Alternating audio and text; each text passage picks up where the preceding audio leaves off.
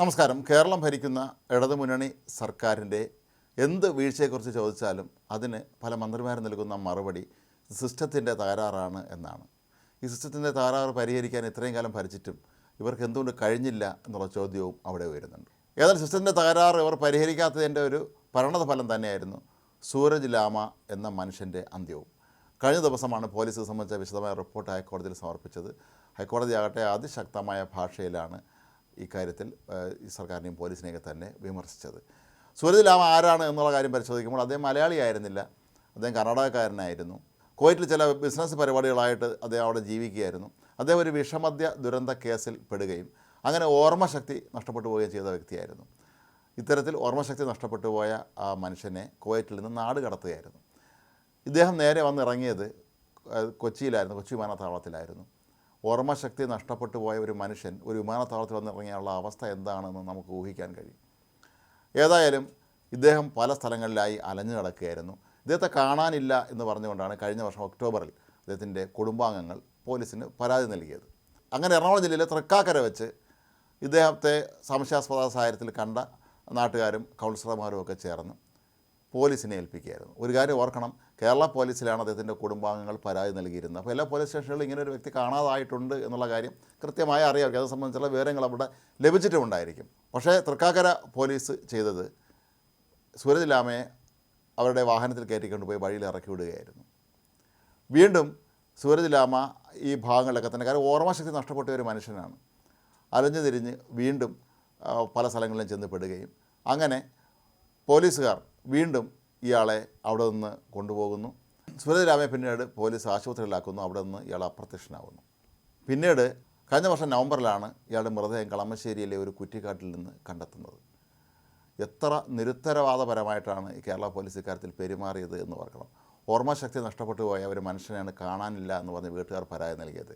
അയാളെ 2 തവണ നാട്ടുകാർ കണ്ടെത്തി കൊടുത്തിട്ട് പോലും ഇതുമായി ബന്ധപ്പെട്ട് ഇയാളുടെ ബന്ധുക്കൾ ആരാണെന്ന് തിരക്കാനോ അവരെ ഇയാളെ ഏൽപ്പിച്ചു വിടാനോ മതിയായ ശുശ്രൂഷ നൽകാനോ ഒന്നും തയ്യാറാകാതെ കൈ ഒഴിയുകയായിരുന്നു ഇവർ ചെയ്തത് എന്ന് തന്നെ പറയേണ്ടി വരും. ഹൈക്കോടതി ഇതാണ് അതിശക്തമായ ഭാഷയിൽ വിമർശിക്കുകയും ചെയ്തത്. ഇവിടുത്തെ സിസ്റ്റത്തിൻ്റെ തകരാറുകൊണ്ട് തന്നെയാണ് ഒരു മനുഷ്യന് തൻ്റെ ജീവൻ നഷ്ടപ്പെടേണ്ടി വന്നത് എന്നുള്ള കാര്യം ഹൈക്കോടതി വളരെ ശക്തമായ ഭാഷയിലാണ് ചൂണ്ടിക്കാട്ടിയിട്ടുള്ളത്.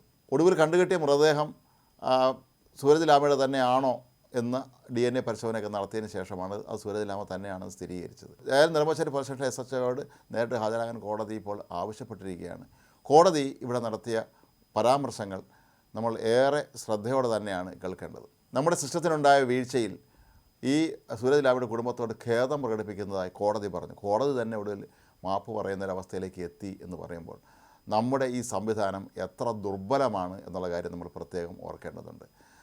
നമ്മളെല്ലാ കാര്യത്തിലും നമ്പർ 1 ആണെന്ന് നിരന്തരമായി വീമ്പടിക്കുന്ന കേരളത്തിലെ മുഖ്യമന്ത്രിയും കൂടെയുള്ള മന്ത്രിമാരുമൊക്കെ ഓർത്തിരിക്കേണ്ട ഒരു കാര്യം തന്നെയാണ്. ഒരു മനുഷ്യൻ്റെ, അത് ഓർമ്മശക്തി നഷ്ടപ്പെട്ട ഒരു മനുഷ്യൻ ഈ കൊച്ചി മേഖല മുഴുവൻ ഒറ്റയ്ക്ക് അലഞ്ഞ് തിരിഞ്ഞ് നടന്ന് ഒടുവിൽ കുറ്റിക്കാട്ടിൽ മരിച്ച നിലയിൽ കണ്ടെത്തുക എന്ന് പറയുമ്പോൾ ഓരോ മനുഷ്യനും അവൻ്റേതായ മൗലികമായ അവകാശങ്ങളുണ്ട്. ഈ സർക്കാരിൻ്റെ ജോലിയാണ് ഈ എല്ലാ വ്യക്തികളെയും സംരക്ഷിക്കുക എന്നുള്ളത്.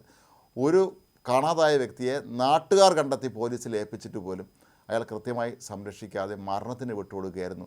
ഈ സൂരജ് ലാമ എങ്ങനെയാണ് കുറ്റിക്കാട്ടിൽ മരിച്ചു കിടന്നത് എന്നുള്ള കാര്യമൊക്കെ ഒരുപക്ഷെ ഇനിയിപ്പോൾ വിശദമായ അന്വേഷണത്തിന് വിധേയമാക്കേണ്ടി വരും. ഇയാൾ ആരെങ്കിലും അപായപ്പെടുത്തിയതാണോ അതല്ലാതെ അദ്ദേഹം ഭക്ഷണമോ വെള്ളമൊന്നും കിട്ടാതെ മരിച്ചു പോയതാണോ എന്നുള്ള കാര്യമൊന്നും ഇപ്പോഴും ആർക്കും അറിയില്ല. പക്ഷേ ഒരു മനുഷ്യനോട് കാണിക്കുന്ന യാതൊരു തരത്തിലുമുള്ള പ്രാഥമിക പരിഗണന പോലും അധികൃതരുടെ ഭാഗത്തുനിന്ന് പോലീസിൻ്റെ ഭാഗത്തുനിന്ന് ഉണ്ടായില്ല എന്നുള്ള കാര്യം ഹൈക്കോടതി പ്രത്യേകം ചൂണ്ടിക്കാട്ടിയിട്ടുണ്ട്. ഏതായാലും ഈ തൊട്ടതിനും പിടിച്ചതിനുമൊക്കെ സിസ്റ്റത്തിനെ കുറ്റം പറയുന്ന മുഖ്യമന്ത്രിയും മന്ത്രിമാരും അവർ കണ്ണ് തുറന്ന് കാണണം ഈ കാഴ്ചയും ഇതിനോട് കോടതി നടത്തിയ അതിശക്തമായ ഭാഷയിലുള്ള പ്രതികരണവും. VIP-കളല്ലാത്തവർക്ക് സിസ്റ്റം ഒരു പരിഗണനയും നൽകുന്നില്ല എന്നുള്ളതിൻ്റെ ഉദാഹരണമാണ് ഈ കേസെന്ന് ഹൈക്കോടതി ചൂണ്ടിക്കാട്ടിയത്. ഈ സർക്കാരിനേറ്റ കനത്ത തിരിച്ചടിയാണ് എന്ന് തന്നെ പറയേണ്ടി വരും.